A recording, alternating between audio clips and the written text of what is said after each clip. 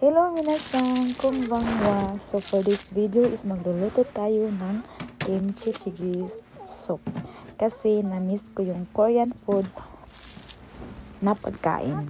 So next to do is hugasan natin yung mga isasahog natin like tofu, mushroom at saka yung karne. And then next is hiwain natin yung pork guys. Pagkatapos na, kahit anong hiwa guys, pwede naman siya. Wala namang ano yan. Kahit cubes, kahit pahaba, kahit ano-ano. Basta, nakaslice lang siya. So, yung kimchi guys, is hindi na natin hihiwain kasi nakaslice na siya. At saka yung tofu guys, ihuli ko na siya kasi madali lang naman siyang hiwain guys. Yung mushroom naman po is nakaano na siya, malinis naman siya. So, i-ano na lang siya, ida-direct na lang siya og sahog guys, no. So ang next po ng slice natin yung onion. So muntik ko na po yung makalimutan yung onion, buti na lang naalala ko. So ayan po, may red onion po ako, nakabili ako dito po.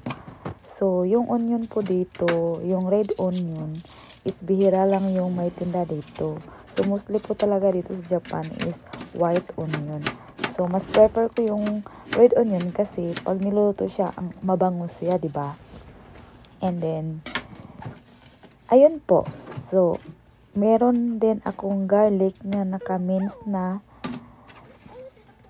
daan. Hahaha. So, hindi ko na alam kung ano ang Tagalog ng daan. Nang naka-mince na, naka-prepare na. So, yun po. Ang next na ginawa ko is, nagkuha na ako ng kaha. Tsaka nilagyan ko ng olive oil. And then, hindi pa nainit, nilagay ko na yung garlic mince, guys. And then, next is yung onion. Ang next is yung pork po, meat. Tapos, nag-golden brown na siya. Nilagay ko naman yung kimchi, guys. And then, next is, nilagyan ko ng tubig, kunti. And then, mga dalawang, takos. Sa bana. And then, ayun po, pinakulo-kulo ko lang. And then, nilagyan ko ng pangpasarap ng asin po, yun. At saka nilagay ko na yung tofu at saka inoki mushroom. Yan lang po, madali lang talaga siyang lutuin. Simple recipe lang yan.